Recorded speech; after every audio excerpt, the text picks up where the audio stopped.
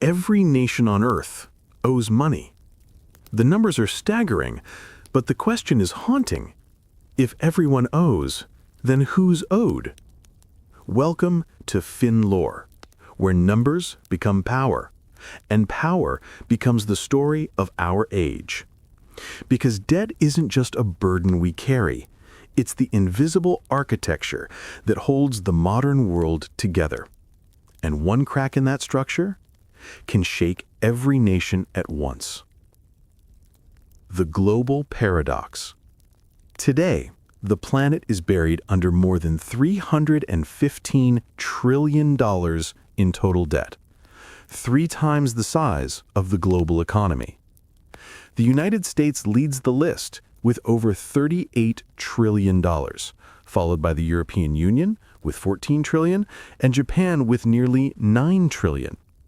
But even the richest nations, even the oil kingdoms with vaults full of gold, all owe more than they own.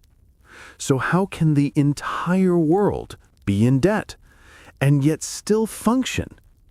The answer lies in a dangerous truth. Modern economies no longer trade in value, they trade in promises. The invention of the IOU economy. The concept of debt as we know it didn't begin in Wall Street or Washington. It began in war. In 1694, England was losing a costly war against France. Gold reserves were vanishing.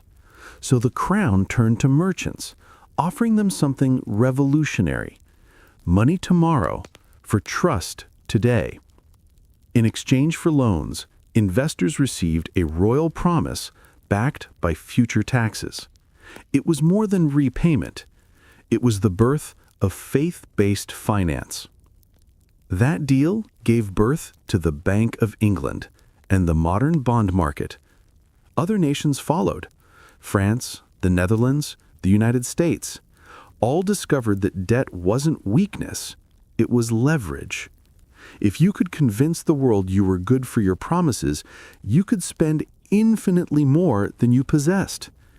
And that's how nations learned to conquer, not through gold, but through credit. From empires to economies.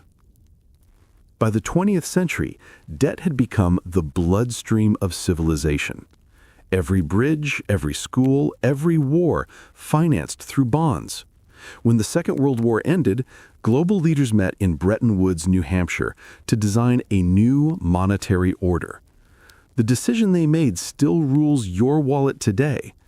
The US dollar would become the world's anchor, its value tied to gold, and every other currency tied to the dollar.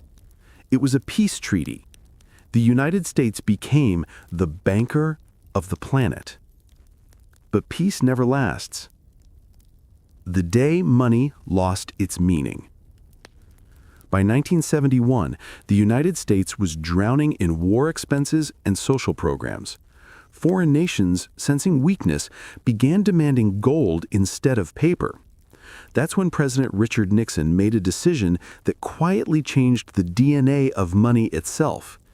He severed the link between the dollar and gold. From that moment forward, the world's reserve currency was no longer backed by anything tangible. It was backed by trust. Paper money became faith money, and debt became limitless. The machine of infinite credit. Once the dollar was set free from gold, the age of controlled finance ended. Governments discovered a new kind of alchemy, printing value from promises.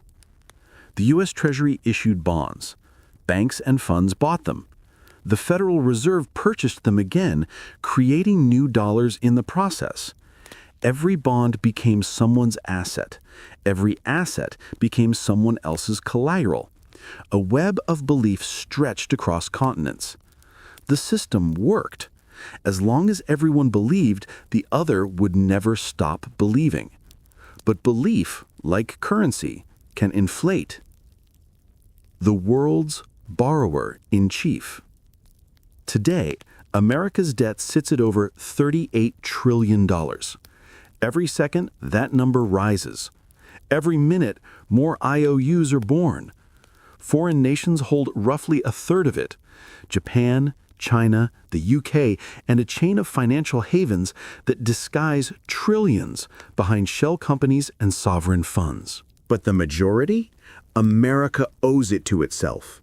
Pension funds, banks, mutual funds, and the Federal Reserve, all holding U.S. treasuries like sacred scripture.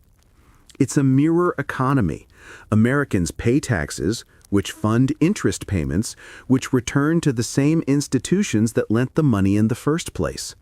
It's not robbery, it's recycling of faith. The global web of promises. Japan lends to the U.S. The U.S. lends to Europe. Europe lends to developing countries through the IMF, and those same countries lend back to the West by storing their reserves in dollars and bonds. It's a closed loop, a planetary balance sheet of infinite IOUs. If any major player stopped rolling their debt, the entire chain would shudder.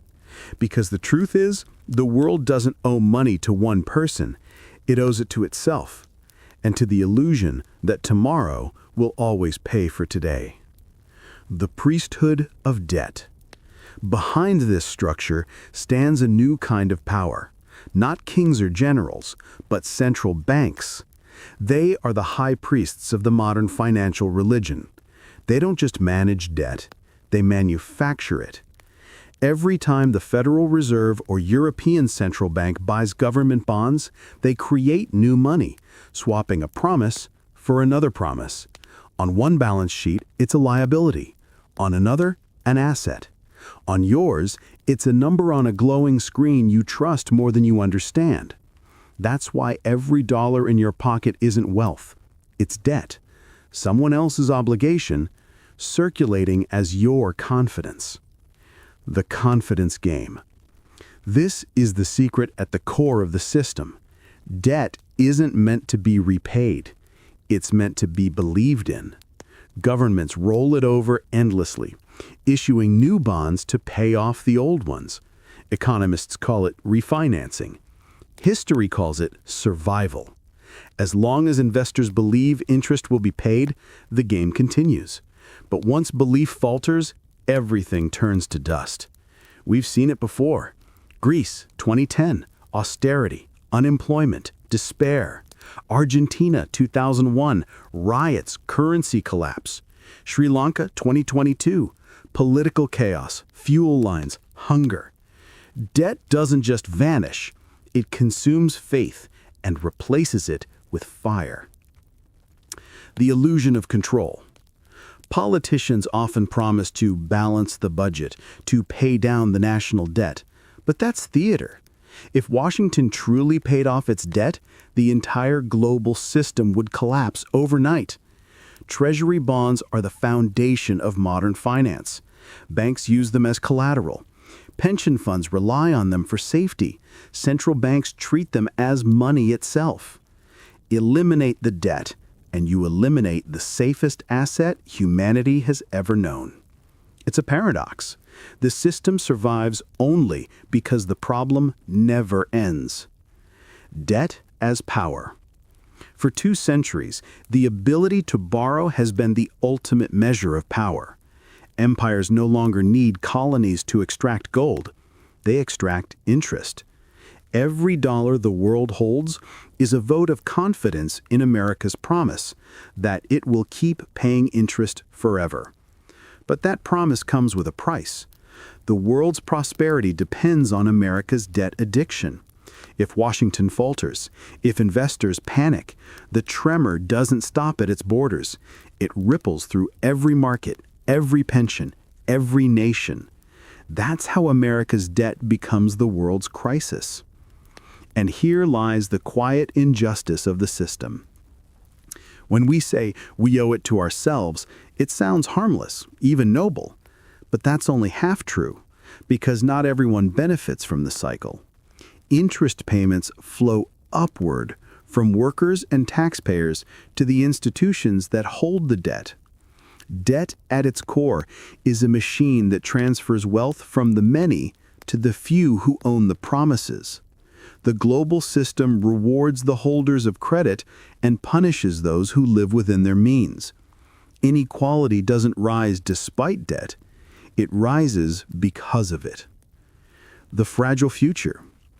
So what happens when the rhythm breaks? When growth slows, interest rates rise, and faith begins to falter? The answer won't come from Wall Street or Beijing. It will come from the collective realization that the world can't refinance its way out of reality forever. Every empire that relied on infinite credit eventually reached the same destination, a crisis of belief. The British pound, the Roman denarius, the Spanish silver dollar, all were considered eternal. All fell when trust evaporated. The end of the illusion. Debt isn't evil. It's simply a tool, a mirror reflecting human ambition. But when ambition turns to dependency and borrowing replaces creation, the mirror shatters. The tragedy is not that we owe money. It's that we've built an entire civilization on the assumption that debt will always be safe. The world doesn't run on gold anymore. It runs on confidence. And when confidence breaks, we'll remember what money really is, a promise that only works as long as we all keep pretending. If this gave you a new way to see the world, subscribe to FinLore, because debt isn't just economics. It's the story of how power survives and how civilizations forget that every promise, no matter how powerful, has an end.